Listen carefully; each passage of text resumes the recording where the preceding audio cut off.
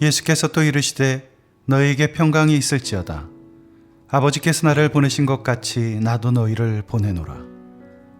이 말씀을 하시고 그들을 향하사 숨을 내쉬며 이르시되 성령을 받으라.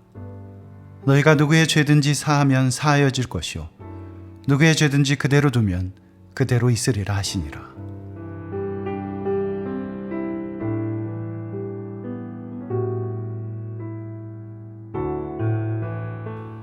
요즘은 보기 힘들지만 불과 10여 년 전만 해도 예수천당 불신지옥이라는 현수막을 달고 지하철을 누비는 사람들이 있었습니다.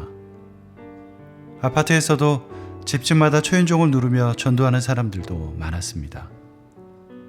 요즘은 그렇게 떠들썩하고 공격적인 전도를 사람들이 싫어해서 비교적 조용히 전도를 하는 편입니다. 전도지에 껌이나 사탕 같은 것을 붙여서 나눠주는 경우도 있고 물티슈와 같은 실용적인 것을 함께 주며 전도하는 것도 봅니다. 그런 경우 사람들의 반응이 나쁘지 않습니다. 공짜라서 그렇겠죠? 아무튼 전도는 계속되고 있습니다. 세상 끝날까지 계속될 것입니다. 그런데 왜 그리스도인들은 남들이 싫어하는데도 그렇게 전도를 하는 것일까요? 서로 종교에 대한 배려를 해주는 것이 옳은 것 아닐까요? 만약 그리스도인들의 전도가 일방적으로 자신의 종교적 신념을 강요하는 것이라면 그런 것이 옳다 할 수 있습니다. 하지만 전도는 그런 것이 아닙니다. 전도는 단지 내가 가진 종교와 종교적 신념이 옳으니 내 것을 받으라고 하는 것이 아닙니다. 전도는 사랑입니다. 영혼을 향한 사랑 말입니다. 그리스도인들은 자신들이 받은 사랑이 너무나 크고 놀라운 것이어서 그 사랑을 전하지 않고는 견딜 수 없는 사람들입니다. 또한 그 사랑을 거저받았기에 함께 나누어야 할 책임을 맡은 사람들이기도 합니다. 그래서 전도를 하는 것입니다. 나의 유익을 위해서가 아니라 복음이 필요한 사람들의 유익을 위해서 하는 것, 그것이 바로 전도입니다. 오늘 본문은 그리스도인들이 왜 전도를 해야 하는지를 분명하게 보여줍니다. 전도는 예수님께서 제자들을 세우신 목적이며 그들에게 하신 마지막 명령입니다. 아버지께서 나를 보내신 것 같이 나도 너희를 보내노라. 주님이 제자들을 보내셨습니다. 그리고 오늘 우리를 보내십니다. 예수님은 세상을 구원하는 당신의 사역에 동참하도록 우리를 부르십니다. 그리고 구원의 복된 소식을 땅끝까지 전하도록 보내십니다. 그런데 그 보내심에도 순서가 있다는 것을 아십니까? 아버지께서 나를 보내신 것 같이 먼저 하나님께서 예수님을 보내셨습니다. 왜 보내셨습니까? 죄악으로 죽어가는 세상을 구원하시기 위해 보내셨습니다. 죄로 인해 탄식하는 피조물을 자유롭게 하기 위해서 보내신 것입니다. 세상은 스스로를 구원할 수 없습니다. 아무리 노력하고 또 노력해도 불가능합니다. 그들이 지은 죄는 너무나 커서 결코 스스로 갚을 수 없는 큰 빚이 되었습니다. 그 빚을 갚을 수 있는 능력은 오직 하나님께만 있습니다. 그래서 하나님께서 인간의 몸을 입고 이 땅에 오신 것입니다. 죄 없으신 예수님께서 우리의 죄를 위해 십자가를 지신 것입니다. 예수님의 십자가로 우리의 죄값이 치러졌습니다. 그래서 그것을 대속이라 합니다. 이제 예수의 이름을 믿고 그 이름을 부르는 사람은 더 이상 빚진 자가 아닙니다. 구원을 받은 것입니다. 이것이 바로 복음, 복된 소식입니다. 그리고 예수님은 그 소식을 전하도록 제자들을 보내시는 것입니다. 그런데 오늘 본문을 보면 예수님은 제자들을 보내시며 두 가지를 선물로 주십니다. 먼저 예수님께서는 제자들에게 평강을 주십니다.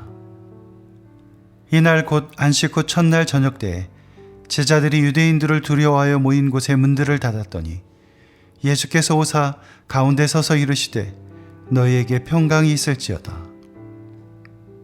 십자가 사건 후 두려움과 혼란 속에서 떨고 있는 제자들을 찾아오신 예수님은 평강을 전하셨습니다. 그런데 이제 제자들을 복음 전도의 길로 보내시며 예수님은 그들에게 다시 한번 평강을 주시는 것입니다. 예수께서 또 이르시되 너희에게 평강이 있을지어다. 아버지께서 나를 보내신 것 같이 나도 너희를 보내노라. 왜 예수님은 제자들에게 연이어 평강을 말씀하시는 것일까요? 우리가 온전히 복음을 전하는 삶을 살기 위해서는 무엇보다 이 평강이 무엇인지를 분명히 알아야 합니다. 평강은 단지 외적인 행복이나 내적인 평안을 의미하는 것이 아닙니다. 평강은 헬라어 에이레네를 번역한 것인데, 에이레네는 평화라는 뜻과 함께 다시 하나가 되다라는 뜻도 갖고 있습니다. 예수님께서 전하신 평강은 한마디로 하나님과 다시 하나가 되는 것입니다. 죄로 인해 끊어진 하나님과의 관계가 회복되는 것입니다. 예수님은 세상을 구원할 당신의 사역에 동참하도록 제자들을 보내시면서 이 평강을 주시는 것입니다.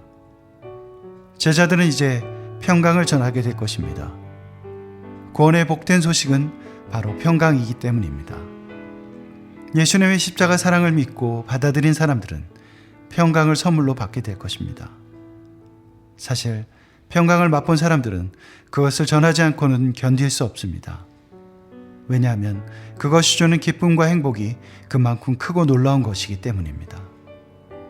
예수님께서 제자들에게 주신 평강은 가만히 있는 것이 아닙니다. 그것은 제자들의 삶에 심겨진 겨자씨와 같이 처음에는 알아보기도 힘들 만큼 작은 것이지만 나날이 자라서 새들이 깃들 만큼 큰 나무가 됩니다. 작은 누룩이 온 반죽 덩어리를 부풀게 하는 것과 같이 제자들의 삶을 완전히 변화시킵니다. 그리고 그런 제자들의 삶을 바라보는 사람들은 하나님의 나라가 모든 것을 팔아서라도 사야 할 만큼 귀한 보물임을 알게 되는 것입니다. 그러니 평강을 알고 누리는 사람은 본인이 원하든 원하지 않든 전도자가 됩니다. 두 번째로 예수님은 제자들을 보내시며 성령을 주십니다. 이 말씀을 하시고 그들을 향하서 숨을 내쉬며 이르시되 성령을 받으라. 숨을 내쉬며, 이것은 창세기 2장 7절 말씀을 떠올리게 합니다. 여호와께서 이 땅에 흙으로 사람을 지으시고 생기를 그 코에 불어넣으시니 사람이 생명이 되니라. 하나님께서 사람을 만드시고 코에 생기를 불어넣으신 것처럼 예수님께서 제자들을 향해 숨을 내쉬며 성령을 받으라고 말씀하십니다. 이것은 제자들을 새로운 피조물로 만드시는 것, 제자들을 통해 새로운 역사를 창조하시고 새로운 세상을 시작하시는 것을 의미하는 것입니다. 또한 제자들이 세울 그 새로운 세상은 반드시 성령과 함께 할 때만 가능하다는 것을 의미하는 것이기도 합니다. 예수님은 십자가를 지시기 전 제자들에게 그 일을 미리 가르치셨습니다. 내가 아버지께로부터 너희에게 보낼 보혜사, 곧 아버지께로부터 나오시는 진리의 성령이 오실 때 그가 나를 증언하실 것이요. 그러나 진리의 성령이 오시면 그가 너희를 모든 진리 가운데로 인도하시리니. 성령을 어떤 영적인 능력으로 오해하면 안 됩니다. 성령님은 인격적인 하나님이십니다.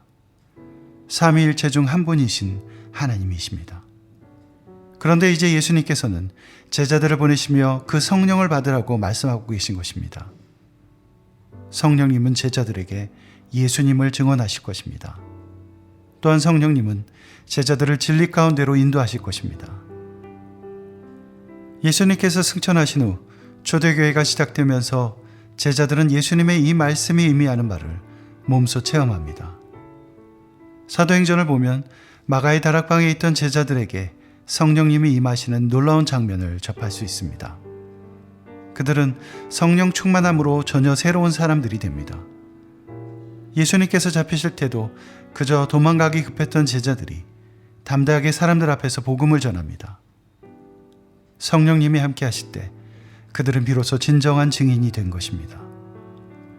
성령님은 또한 제자들로 하여금 평강을 잃어버리지 않도록 하십니다. 제자들은 예수 이름 때문에 많은 고난을 당하게 됩니다.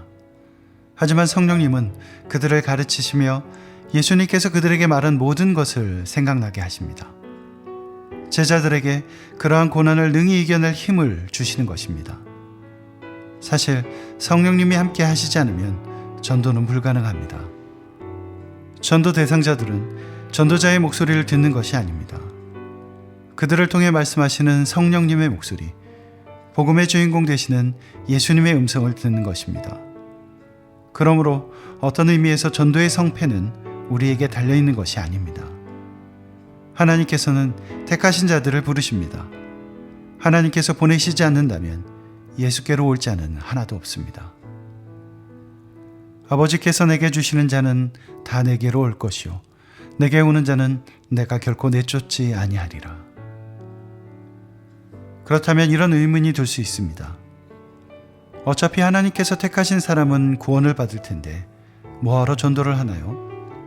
그냥 놔둬도 하나님이 그들의 마음을 변화시켜 교회에 나오게 되는 것 아닙니까? 구원의 주권은 분명 하나님께 있습니다. 하나님은 구원하실 자를 구원하십니다.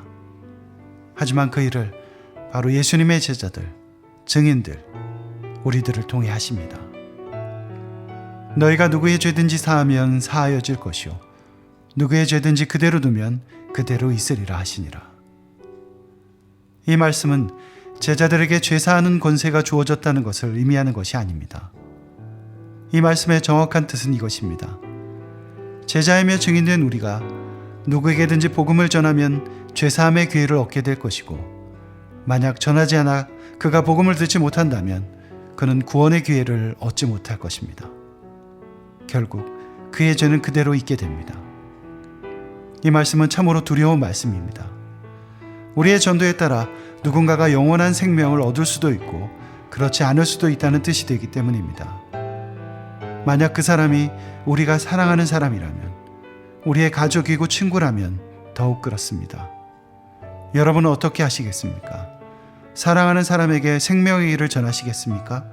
아니면 그가 자신의 죄 가운데서 죽어가도록 남겨두시겠습니까? 중요한 것은 우리에게 영혼을 사랑하는 마음이 있느냐 하는 것입니다. 우리에게 잃어버린 영혼을 향한 애끓는 사랑, 예수님의 그 사랑이 있다면 성령님께서 우리에게 말할 것을 가르치시고 우리를 선한 길로 인도하실 것입니다. 왜냐하면 그 잃어버린 영혼 하나가 돌아오는 것을 가장 기뻐하시는 분은 바로 하나님이시기 때문입니다. 전도, 복음을 전하는 것은 결코 쉬운 일이 아닙니다. 천하보다 귀한 한 생명을 다시 찾는 것이기 때문입니다. 하지만 그렇다고 어려운 일도 아닙니다. 왜냐하면 구원은 바로 하나님께 있기 때문입니다. 우리는 그저 보내심에 순종하며 우리에게 맡겨주신 사람들에게 우리가 만난 하나님, 예수님께서 주신 평강을 소개하면 됩니다. 우리 안에서 우리와 함께 일하시는 성령님을 신뢰하며 말입니다.